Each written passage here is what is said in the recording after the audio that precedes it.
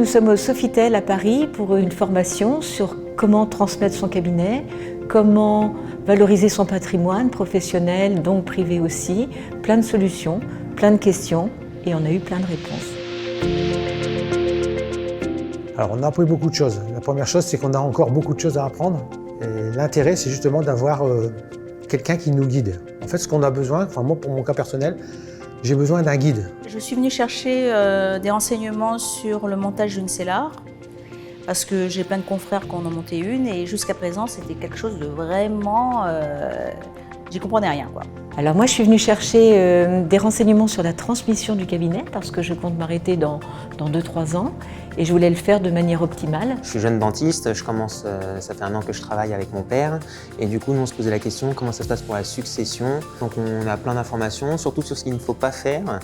Nous notre objectif c'est de travailler ensemble, de continuer de fonctionner ensemble et donc c'est vraiment on vient à deux pour savoir nous deux qu'est-ce qu'on doit faire pour la suite. Comment ne pas fermer la porte de mon cabinet et que mon cabinet disparaisse avec tout le personnel qui y est. Il y a des gens jeunes qui y travaillent et qui veulent continuer à travailler. Eh bien, je pense que c'est important parce que dans notre activité de tous les jours, on n'a pas le temps de penser à tout ça et pour être tout à fait franche, on ne s'y intéresse pas. On est bousculé par la vie de tous les jours. Et en fait, se poser pour ça, venir à Paris pour ça pendant 2 jours, permet de se concentrer, de se centrer sur les choses et franchement, c'est plus que bénéfique. J'ai appris que j'avais fait beaucoup d'erreurs. Si j'avais eu cette formation 10 ans ou 15 ans avant, ça aurait été déjà beaucoup mieux.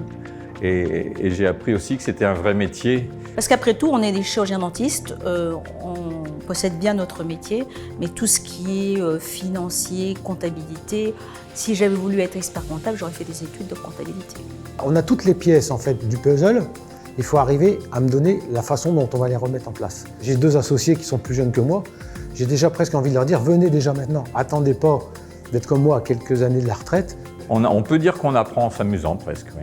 Le contact humain est vraiment primordial. Ça fait non seulement beaucoup de bien, mais en plus les intervenants sont vraiment pétillants et compétents. Mes confrères aussi, mes consoeurs aussi, ça s'est passé dans une ambiance vraiment très agréable. On peut poser toutes les questions que l'on veut, on a des réponses à chaque fois. Et le contact humain, c'est indispensable. C'est très important parce que effectivement, je suis pas mal de webinaires depuis 2 ans en Zoom, mais on n'a pas le retour d'expérience des confrères et des consoeurs.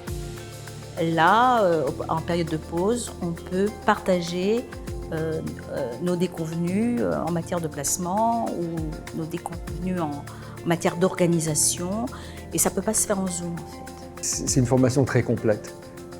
Jusqu'à maintenant, j'ai eu aucun conseil avec une telle diversité. Ouais, tous les aspects sont abordés. On touche tous les domaines.